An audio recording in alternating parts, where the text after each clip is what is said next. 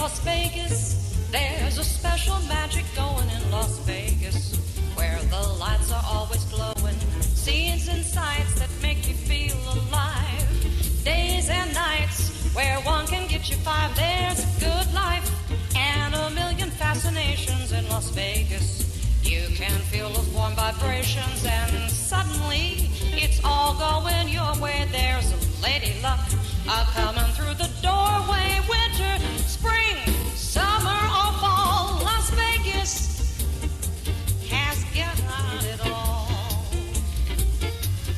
There's a good life. Las Vegas calling. KVEG, North Las Vegas. A look at Las Vegas behind the tables, the story of the games and the players that make Las Vegas the entertainment capital of the world.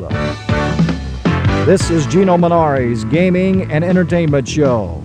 And now, here's the host, Geno Munari.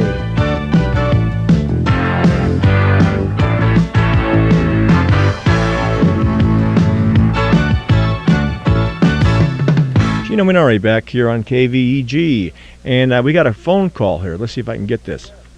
Geno. Yes, who's this? Ricky. Hi, Ricky.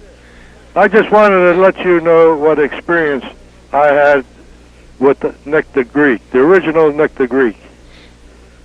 I was working at the time at the Pioneer Club in 1944 when all us dealers would go across the street next to the Boulder Club was a Players Club. Right, you told me that yesterday, right? Yeah, where Nick the Greek was shooting craps. Okay. And all us dealers used to walk across the street on our breaks to see how he was doing, and he was playing 2 days and 2 nights. Now, you guys didn't go across the street to have a little nip, did you, now and then? Well, at that time you could if you wanted to. On your breaks? Yeah. Okay. So all of a sudden we saw Nick the Greek running from the crap table into the men's room. And when he come back, he was all smiles, and he was showing us his ring. He had a 4-carat diamond ring, which he had left while he washed his hands in the men's room. And surprisingly, that it was still there when he got there. Wow. So anyway, he had just got back from Reno, and the word was around that he had already blowed $2 million in Reno, betting the back line. Strictly a backline player. You mean the don't pass, so everybody else knows? Yeah. So this one day, I saw Nick the Greek betting the front line, and we were all amazed. And he got on a hand where he picked up 5,000, and he run like a deer, and he was already in for $1 million. Wow. Like he got something, like he was stealing something. Yeah, right. So I just thought I'd give you a little rundown on the little experience I had with Nick the Greek. Well, he used to play the bank, didn't he, mostly? Yes. Did he play the bank more than he would play? He played the bank, and the bank was like $200 limit. Uh-huh. And on the last card, he could bet up to 1,000. Uh-huh. And he'd be shooting craps, betting the back line, and turn around and bet 1,000 on the last card. At the same time? At the same time. What place did he like to gamble in the most? What? Which casino did he gamble in the most? That he gambled in the most? Yeah. It was the Pioneer Club. At that time, was the biggest club in town. Now, that is the same place as it is today? Right. Did he ever go out to the Strip and gamble? Well, there wasn't too much of a strip at that time. Uh-huh. It was like the last frontier.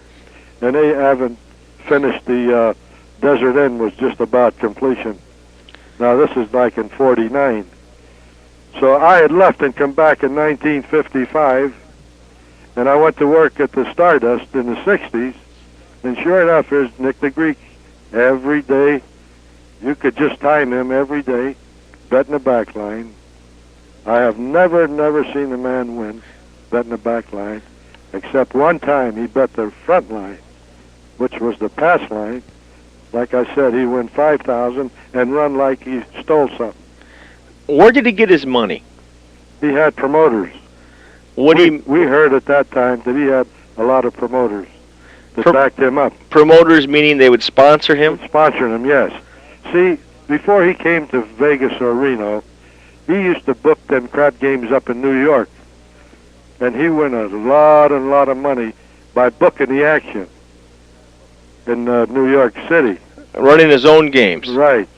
He would book the action, and everybody wanted him to invest when he'd play in Vegas. Now, you actually dealt to him yourself, didn't you? Oh, hundreds of times. Was he a friendly guy? Never says a word. Never says one word. Was he George? Meaning, always a cigar in his mouth. Was he George? No, he was Tom. Meaning by George, I mean, did he give the dealers a tip? No, he was Tom. He was a Tom. Yeah. Did he ever wear any fancy pinky rings or things like that? No. Just a regular, was he dressed dapperly? Right, yeah. He used to carry around with him in the 40s a secretary, beautiful girl. That's what he said. It was probably a lady, well, right? Well, whatever it is, that's the word we got. Uh-huh. And he used to have a briefcase, I mean, full with money. You wonder where this guy got all this money. And lose continuously. Unbelievable. Never win a bet. I've never seen him win on the back line. It's amazing, isn't it? Joe Bernstein was the same way. Yeah, I remember Joe. They were diehards. Before we get into Joe, just a second. Did Nick the Greek ever take a shot at you? Never. Meaning take a shot at the game where he could take an advantage? Well, if you had some experience, he wouldn't do it. He'd pick a spot, you know. Yeah. But he like I said, he picked his spots. Joe Bernstein, on the other hand, took a shot at me a couple of times. Is that right? But yeah, I picked him up, but handled it very diplomatically. But if he could get away with it, he'd take a shot at you. Well, sure. You know. They all do. Any backliner is a bookmaker. But I remember one time Joe Bernstein, he took a shot at me once, and I politely handled it without embarrassing him or anybody else. And he backed off. He knew he just gave me that look in his eyes. You know that stare that he used to do? Those blue eyes would look at you like ice. He just cut right through you, Ricky. I hear you. And so he knew, and he was intimidating. I mean, he looked at you like, what the hell are you looking at? You know, young kid, Yeah. And I politely handled it, didn't make a deal out of it. So anyway, down the road, another couple of weeks, he's playing again, and there was some fancy payoff I made. It was the bank won the hand. I paid him $2,000, deducted the commission. He paid him off 120s, 105s, and it was one of those kind of payoffs, real complicated. Yeah. And the floor man said something to me, and Joe stood right up and he says, "I told him to do it that way. Leave him alone." That's the kind of a guy he was. Yeah. Stand-up guy, Never put anybody in the middle. No, he took a shot at me, but on the other hand, he liked me. Very good. And then he protected me. Well, Ricky, thanks for calling. I appreciate that. Oh, but